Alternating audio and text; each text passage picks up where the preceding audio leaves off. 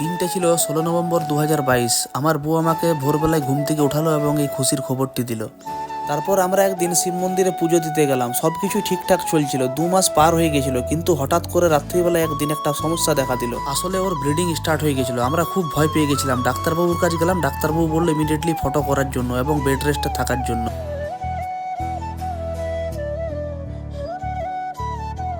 দেখতে দেখতে delivery date এসে যায়। আমরা ভর্তি করি বাঁকুড়া সদর হাসপাতালে। সেখানে আমার বাচ্চার নর্মাল ডেলিভারি হয়। সেখানে তার ওজন হয়েছিল 1 কেজি 910 গ্রাম, কিন্তু ধরা পড়েছিল জন্ডিস। তার কারণে তাকে এসএনসিইউতে রাখা হয়েছিল।